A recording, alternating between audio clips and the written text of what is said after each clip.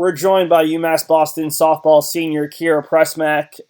Kiera, you're back in Texas. What have you been doing to kind of occupy your time for the last week? Hey, so yeah, I'm back home. I got back about a week ago, and I've honestly just been spending some time with my family. That I was supposed to see them, in Florida over spring break, and so I didn't get a chance to, we didn't get a chance to go there, but we've been spending time together here, doing some chores around the house, playing some games, watching some TV, just kind of relaxing and chilling out until this whole thing blows over. So it's only been a week, but it feels like a lot longer. Obviously, really difficult to find out that your senior season was over. What have you kind of talked about with your parents, with your friends, with your teammates about kind of losing that senior season, that last chance to win another championship with a group that has been so successful? Yeah, so I think when we first found out the news, we were all pretty distraught about everything, and I think for a while I was kind of optimistic because I think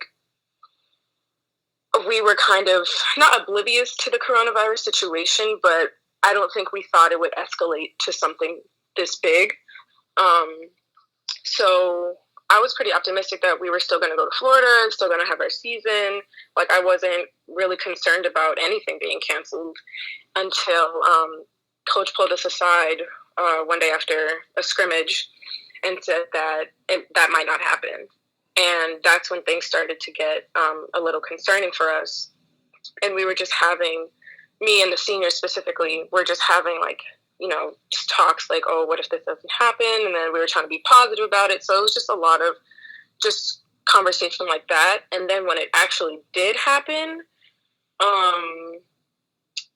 it was more so just being there for each other.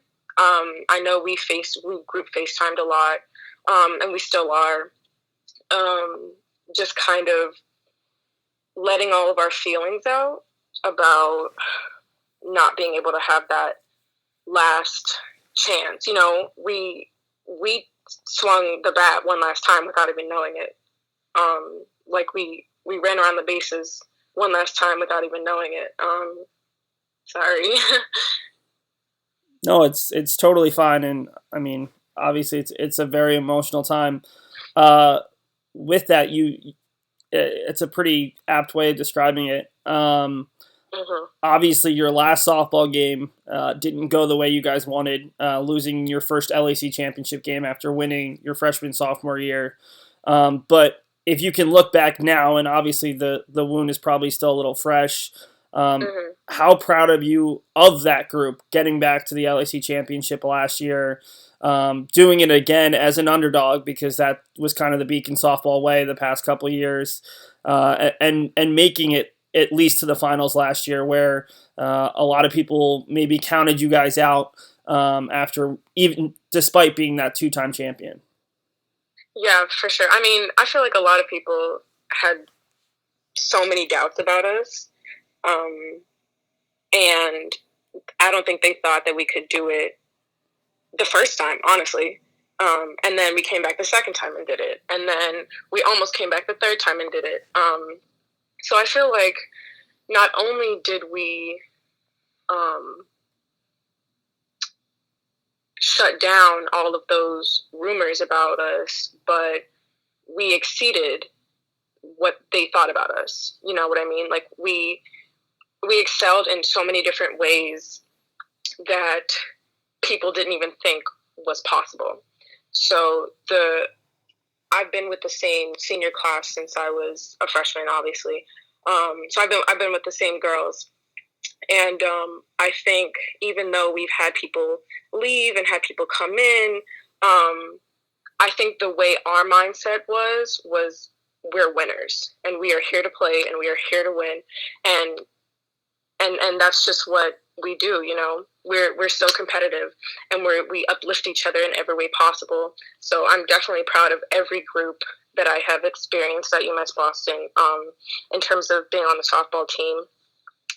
Uh, so yeah, I'm so proud of us and everything that we've done. Key, we've talked a lot about a couple different topics, but one thing that I don't know if we've ever specifically discussed is why UMass Boston. You're from Houston. I know you have family ties to Boston. I know your dad travels to Boston, but you could have gone a lot of different places and probably been very successful. Why was the fit right for UMass Boston and you? Yeah, so I think when I first started looking at colleges my senior year, I was automatically looking out of state. I think for me personally, I think I had been here too long and I needed, something fresh and something new. And my sophomore year of high school, I went up to visit Washington, D.C. and New York City because I was there playing tournaments. And I automatically fell in love with the East Coast. So then I was applying to schools up there. And when I was looking at schools in Boston, I there wasn't any school that I was, automatically drawn to or automatically in love with. I didn't have like that dream school that I wanted to go to. But I knew I did want to play softball. So I think UMass Boston being, a state school, being a D3 school, just taking into those factors that is what I wanted to do. So yeah, I mean, I applied to the school. I emailed coach immediately because I knew she had absolutely no idea who I was. So I emailed her my video. We met up in the summertime, and I started in the fall, and that's how that went. So there's a lot of other stuff I want to talk about, but kind of wrapping up the softball aspect of this interview. What was your favorite moment, or what's the moment you're going to look back and cherish the most, whether it's personal or a team accomplishment from your 4 years on the softball team? Well, that's a good question. I would honestly say this moment that we're in right now, and I know it's not something to be happy about, but I think it is something to be, proud of. And like I said, coming up here, I really had no one to turn to except for my coaches and except for my teammates most of the time. So I think in this time of grief, the way that we're all coming together, and the way that we're all supporting each other, the way that we're all being there for each other, I think is something that I will never forget. And I think it's something that I will take with me forever. I mean, I don't think I'll ever forget these people. I don't think they'll ever not be in my life in one way or another. And I think, even though it's hard, like I'm not ready to say goodbye yet. I don't think anybody is. So I think this moment right here is something that I'll obviously remember, forever. Yeah, I don't think anyone's going to forget this for a very long time. Yeah. So we did a Beacon Spotlight with you last year, and I'm going to embed that Mm-hmm. so people can watch the video below. But I want to talk about what's changed in the last year. For people who don't know your background, you're an exercise health science major. I think you're the president of the Exercise and Health Science Club. So Yes. you're very involved in your major, and you're also a theater minor. So last year when we talked, you had just gotten re-involved in theater after taking off a couple of years to really focus on softball and figure out your time management. But right before we got all this news, you very proudly told me that you were going to UConn for grad school to study theater. So what kind of has changed in the last year? What has pushed you towards theater instead of exercise health science for that next step? A lot of different things. I think money is one of them. I think location is one of them. And I also think the way that I've changed my view on acting specifically or theater art specifically has definitely, influenced me to trying to make this a career. And so, like you said, over the past year, I initially, so I've been in theater my whole life, and I initially stopped to only participate in school and athletics my freshman and sophomore year. So then I kind of got re-inspired from, going into Boston, watching shows and things like that. So I auditioned for the school show in the fall, and I was casted. I was also a assistant stage manager, so I was behind the scenes. I was also an assistant director. So I think me being involved in it again in that way, like being actively involved, just made me want to do it more and more and more and more and more. And so there are these auditions called the URTAs, and it's where a lot of grad schools or even like intensive programs come and they watch like people audition to see if they want them to be in their program. And I went back in January, and I was, lucky enough I got 9 callbacks from schools all over the country, Las Vegas, Florida, Cal Arts, UConn, a school in Detroit. So I went back and I did my callback interviews for all of them. And I kept in touch with only like 4 or 5 specifically. And UConn was one of them. And I think after doing the interview and after, visiting the campus and looking at the program, I think my way of or my view of theater now is not just about the art, but it's more about connecting with the community.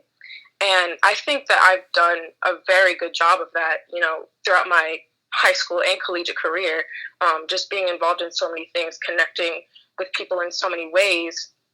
So I think that is kind of my motivation now, to be involved with the community as much as possible. So I think for me, going and getting my education in something like this would better my knowledge in this field and allow me to help people in that way. So I think that is what kind of motivated me to be able to go to school for this. So just to give the people at home, and honestly myself as well, what is a grad school program in theater like? Is it specifically, are you going to specifically focus on the acting side? Do you get a kind of a full range of behind the scenes work as well? What does it kind of entail over the next couple of years? Right. So I think the overall purpose of the grad school program is to kind of solely focus on what the person wants for them.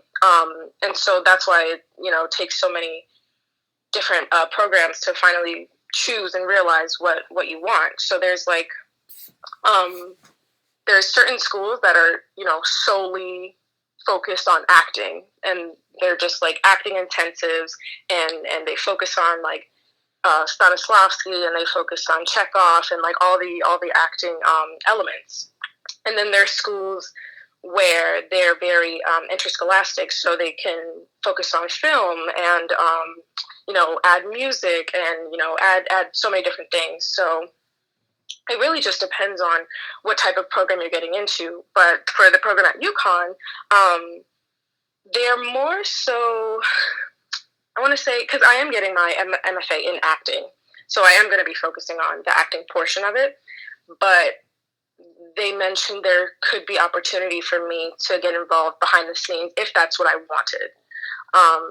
However, they did mention that it could be very difficult just because of the workload and the classwork and working as well. So I received a full tuition waiver as well as a grad assistantship stipend. So I'd be a grad assistant. I would either be like a teacher, I would work in the scene shop, I would work in the puppet shop, I would work in costuming. So I'm also like being exposed to different areas by doing that as well. So it sounds like you're going to be extremely busy, which is pretty much the norm for Kiera Prusmack. Pretty much. And also, auditioning for shows. So on top of classwork, on top of working, you're going to also be going to rehearsal and performing in shows and doing things like that. So, Kia, I guess my last question is, and this is probably one that you still have to think about and kind of figure out. You are someone who is constantly busy, from softball to theater. You're the co-president of the Student Athlete Advisory Committee.